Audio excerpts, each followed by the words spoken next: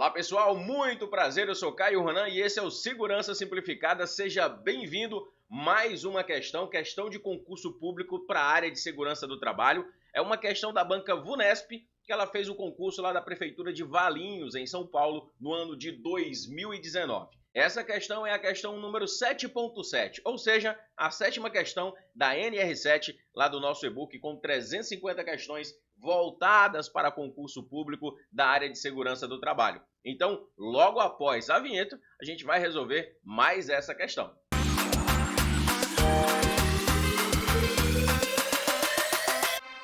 Então, vamos à questão 7.7, lá do nosso e-book, diz o seguinte: de acordo com a norma regulamentadora 7, PCMSO, o que está de acordo com essa norma? Alternativa A: caberá à empresa contratante de mão de obra prestadora de serviços informar a empresa contratada dos riscos existentes, incluindo os trabalhadores terceirizados na implementação do PCMSO no estabelecimento.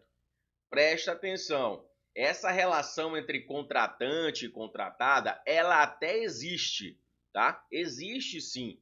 Porém, lá na NR7, olha o que está dizendo o nosso enunciado. De acordo com a norma regulamentadora 7, lá na NR7, não trata desse relacionamento contratante-contratada. Portanto, só por esse simples motivo está errada. É isso mesmo, está errada.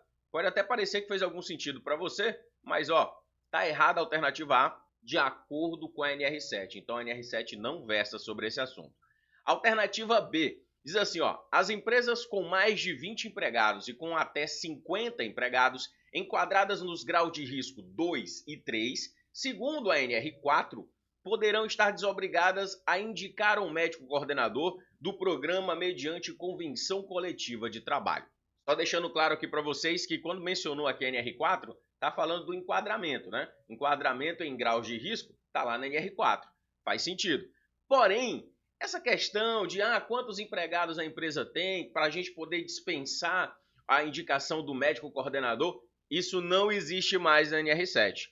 Sabe o que é que existe hoje lá na NR7 falando sobre a quantidade de funcionários? Lá no item 7.6.6 fala que as organizações com grau de risco 1 e 2, com até 25 empregados, e as organizações com grau de risco 3 e 4, com até 10 empregados, podem elaborar o relatório analítico, que é o novo nome do relatório anual, né? Podem elaborar esse relatório apenas com as informações solicitadas nas alíneas A e B do subitem 7.6.2. Que subitem é esse, Caio? Que alíneas são essas? É porque lá no item 7.6.2 está falando tudo que tem que ter nesse relatório analítico. Só que se as empresas estiverem enquadradas nesse grau de risco com essa quantidade aí de colaboradores, que está mostrando, né? Grau de risco 1 e 2 até 25 funcionários, grau de risco 3 e 4 com até 10 funcionários, elas vão fazer um relatório analítico mais simplificado, onde elas vão colocar apenas o número de exames clínicos e o número e o tipo dos exames complementares que foram realizados. Só isso. Então elas vão colocar menos informações.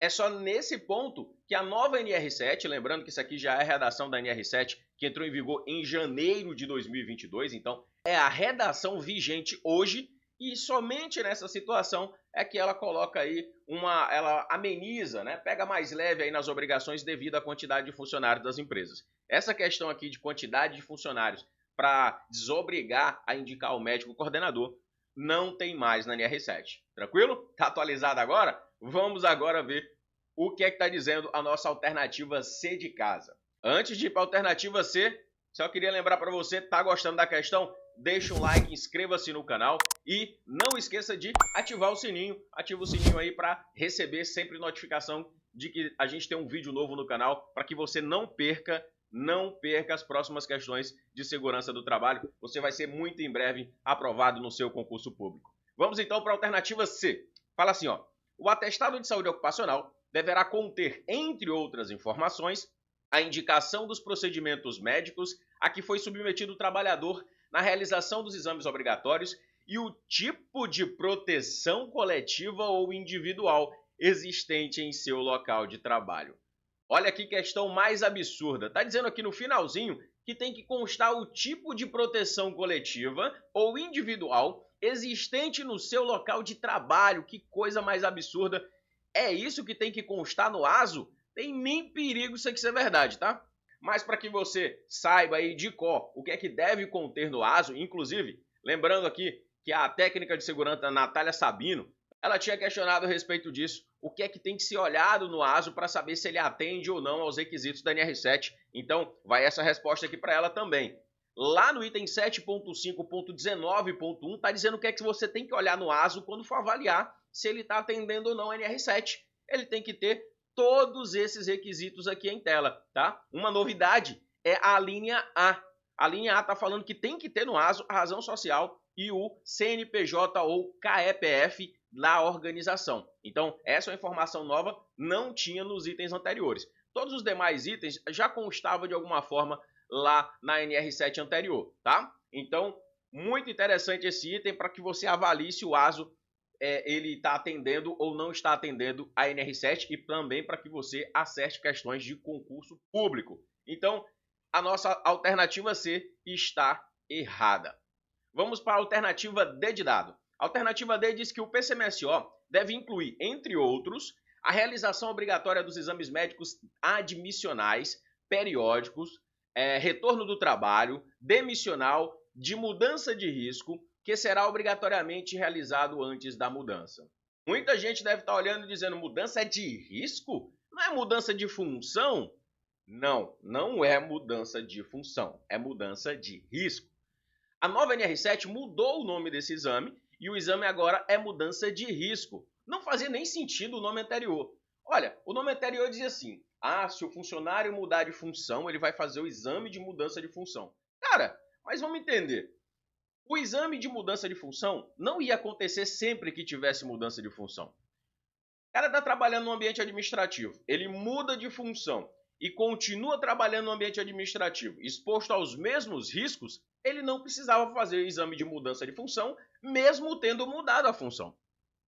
Então, eles só corrigiram esse nomezinho, só corrigiram a nomenclatura, agora sim, exame de mudança de riscos. Então, se teve alguma mudança na função do funcionário que ensejou a mudança de riscos, aí sim ele vai fazer, não por causa da função que alterou, mas por causa dos riscos que foram alterados. Então, é isso mesmo. É esse o nosso gabarito, letra D de dado, já constando aqui a nova nomenclatura do exame. Exame de mudança de riscos. Não esqueça disso. O nosso gabarito é letra D de dado. Vamos ver agora por que a alternativa E está errada?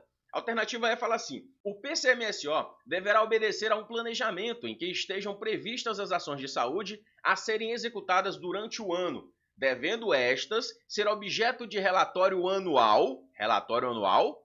Relatório anual não, né? O nome não é mais relatório anual, o nome é relatório analítico, lembra disso? Relatório analítico. Essas devem ser objeto do relatório analítico, que deverá ser avaliado conjuntamente pelo SESMIT e pela CIPA do estabelecimento. Olha, antes da reforma, esse item também estava errado aqui, ó, pelo SESMIT e pela CIPA. Então, essa parte do SESMIT não tinha antes era só pela CIPA.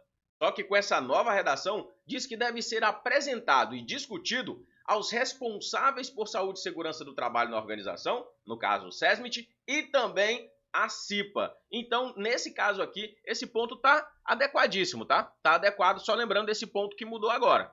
Pelo SESMIT e pela CIPA, tranquilo, deve ser apresentado e discutido aí com esse pessoal, para que, logicamente, nós tenhamos um PCMSO integrado às outras ações de saúde e segurança do trabalho da organização. Gostou da questão? Então deixa um like, inscreva-se no canal, ativa o sininho e vamos junto em direção à aprovação. Valeu, grande abraço e bons estudos!